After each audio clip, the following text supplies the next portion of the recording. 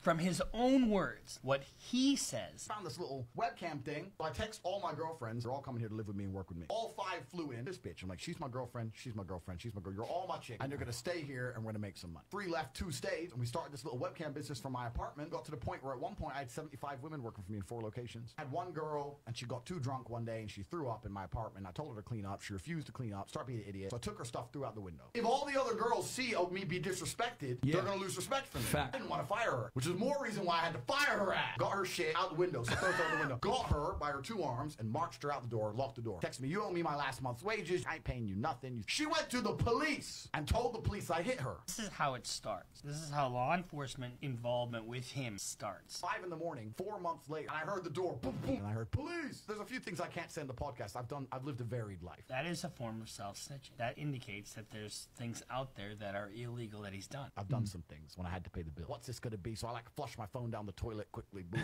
So I destroy evidence. Flush my phone down the toilet. So I'm trying to hide shit. I'm looking around. Like, what do I have to hide? I'm hiding shit. I'm destroying evidence. One of the problems that you have with a guy like this is there's a treasure trove of statements that he makes that a prosecutor can use to impeach him with if he ever decides to testify. With all these chicks just stuck in their house sitting there bored, and of course they don't go out. They're not allowed out. So I got all these chicks. I mean, his entire fucking thing is like self-snitching about how he is a pimp, an abusive pimp, who, you know, is subjecting all of his all of the girls that he is forcing into sex trafficking, into doing sex work, are in awful conditions. Chicks, they're in love with me. They don't go out. They're not allowed out. Restricting somebody of their movement is part of force, fraud, or coercion. You stay in the house. You don't go nowhere. You're not, no restaurant, no club, nothing. Do you get to eat? Do you get to take a shit? When you start controlling somebody like that, that is the crux of you come here on a promise, but when you get here, I control your every movement. That's coercion. Forget the sex part. Start beating the shit out of you. I grab you by your neck, start annoying me, trying to resist. I just That is who he's got to be in order to control these women, in order to keep the money coming in. Because he was broke before, right? Now he's making money off the backs of all these ladies brought to him because they're in love with him. Their movement is restricted. According to him, they're beaten. That is slavery. One of the issues... People fucking... I mean, this is like rap snitches, right? Except the difference is like...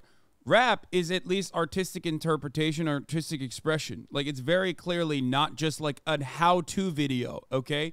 Whereas the difference between what like Andrew Tate is doing versus what like rappers do in that situation is that Andrew Tate is literally writing how-to videos on what to do. That is why you could make an argument beyond like, oh, well, this is actually a First Amendment protected thing. Also in Romania, don't know the fucking laws there. Don't know if there is even a First Amendment like freedom of expression clause that you can use anyway. Okay. Like, there's a difference between the argument that you can make, which the ACLU wants to make, with respect to the First Amendment and utilizing rap lyrics in like court cases. Okay, I think that there is a way better argument that you can make to defend that versus what Andrew Tate is doing and has done and has said. Issues that you're going to have for somebody that has multiple citizenship is whether they're a risk of flight or not. If I fuck up, England wants me in jail, I can fly on a Nigerian passport, or an American, or an English. I have so many passports. Are you going to block them all? He's got so much content that's out there that it just flouts any notion that he's not a flight risk. So let's first take a look from his own words. Yeah, I mean, this is straight up. All right, let's look at some of the dumbest fucking tweets of this year, okay?